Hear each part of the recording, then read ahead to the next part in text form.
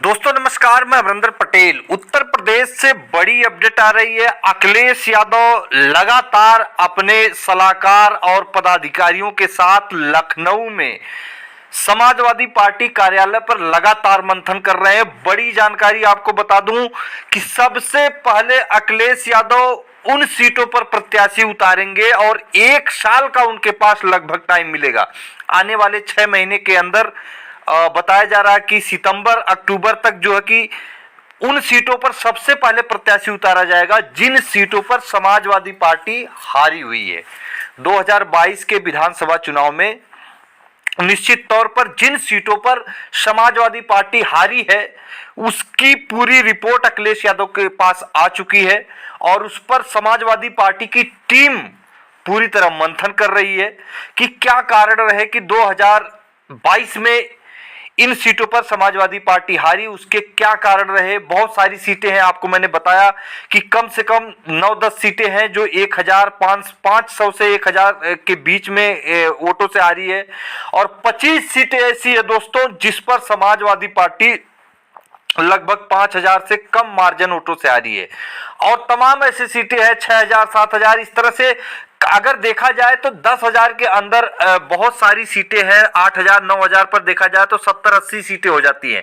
अगर ये सीटें समाजवादी पार्टी जीत गई होती तो निश्चित तौर पर कहीं ना कहीं समाजवादी पार्टी को जो कि बहुत बड़ी बढ़त 2022 में मिल सकती थी। बहुत ज्यादा अंतर नहीं था, केवल 3 लाख वोटों का अंतर था समाजवादी पार्टी और भारतीय जनता पार्टी में। अगर इतना मिलने से समाजवादी पार्टी की सरकार बन सकती थी। बहुत सारे मुद्दे, उसके बाद लोकसभा का चुनाव आया। अखिलेश यादव ने 2022 की हार से बहुत कुछ सीखते हुए उन्होंने जो प्रत्याशियों का चयन किया और प्रत्याशियों को 6 महीना पहले मैदान में जिस तरह से उतारे अखिलेश यादव, भारी सफलता मिली, इसमें कोई डाउट नहीं है। बहुत सारे प्रत्याशी को कुछ प्रत्याशियों को बदलाव किए। वो जब भाजपा का प्रत्याशी उतारा गया उसके बाद बदलाव क्यों, वह भी एक रणनीति का हिस्सा था। आप मेरठ सीट देख लीजिए, जिस सीट पर लगता था कि लगभग 1 लाख पार जो भारतीय जनता पार्टी बढ़त बना लेगी, लेकिन अखिलेश यादव ने एंड टाइम पर उस सीट पर जो कि सुनीता वर्मा को टिकट दिए, जो दलित समाज से आती हैं, समान सीट थी और उस पर बहुत तगड़ी टक्कर हुई। किस तरह का खेल हुआ सारी दुनिया ने देखा। मात्र 10,000 के अंतर से वह सीट लोकसभा के चुनाव में अखिलेश यादव हार जाते हैं।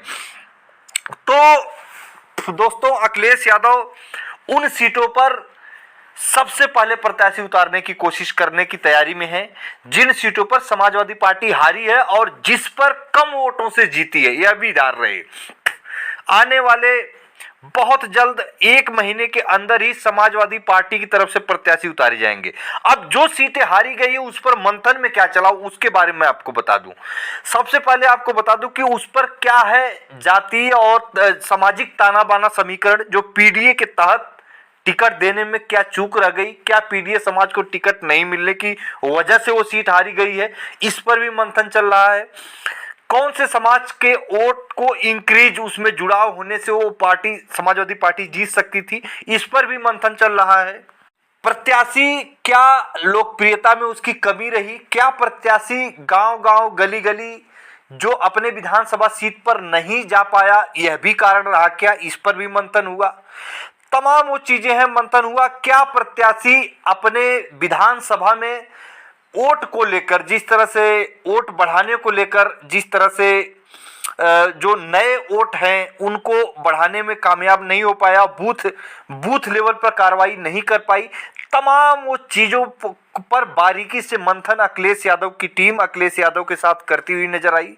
लगातार मैं बता रहा हूं कि उस पर सभी समीकरण के तहत सबसे पहले प्रत्याशी जो उतारे जाएंगे जिन सीटों पर समाजवादी पार्टी हारी है और जिस सीटों पर समाजवादी पार्टी 2022 में कम मार्जिन से जीती है, इन सीटों पर पीडीए फैक्टर को ध्यान में रखते हुए और सामाजिक ताना बाना, जातीय समीकरण को ध्यान में रखते हुए निश्चित तौर पर समाजवादी पार्टी बहुत बड़े जो कि लेवल पे काम करती हुई नजर आ रही। कहीं ना कहीं भारतीय जनता पार्टी के लिए बहुत बड़ा झटका दोस्तों, क्योंकि समाजवादी पार्टी अब ये समझ चुकी है कि समाजवादी पार्टी में अगर पीडीए फैक्टर के तहत टिकट मिलता है तो जो समाजवादी पार्टी का कोर वोट है प्लस जो टिकट वितरण के अनुसार वोट बैंक उसमें इंक्रीज होगा, उसका बहुत बड़ा फायदा होगा। बहुत सारी सीटों पर निश्चित तौर पर समाजवादी पार्टी इस पर वर्क कर रही है, मुद्दों को लेकर, प्रत्याशियों को लेकर, प्रत्याशी की लोकप्रियता से लेकर, और प्रत्याशियों को दिशा निर्देश दिया जा रहा है कि भावी प्रत्याशी लिखने की जरूरत नहीं है,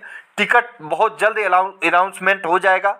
और अपने अपने बूथ लेवल पर जाकर एजेंट लेवल, जो एजेंट है बनने वाले हैं, जो कार्यकर्ता हैं, उनके साथ प्रत्याशी का तालमेल के साथ साथ जो वोट बैंक है, जो नए वोट है, उसमें बढ़ोतरी, कोई वोट बैंक न काटा जाए, जिस तरह से तमाम वो चीज़ों पर कार्य चल रहा है। निश्चित तौर पर आने वाले समय में बहुत भीषण संग्राम देखा जा सकता है उत्तर प्रदेश की राजनीति में। अखिलेश यादव ऐसे टाइम पर टिकट देने की तैयारी में है कि जब प्रत्याशी को टिकट मिल जाए तब से लेकर चुनाव तक लगभग 1 साल से ज़्यादा का टाइम उस प्रत्याशी के पास रहे।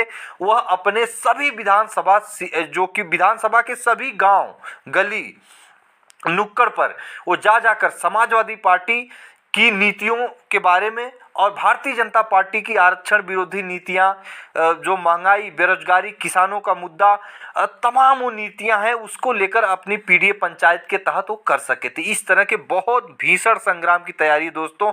तो फिर मिलेंगे अगली वीडियो में जानकारी के साथ, तब तक के लिए नमस्कार।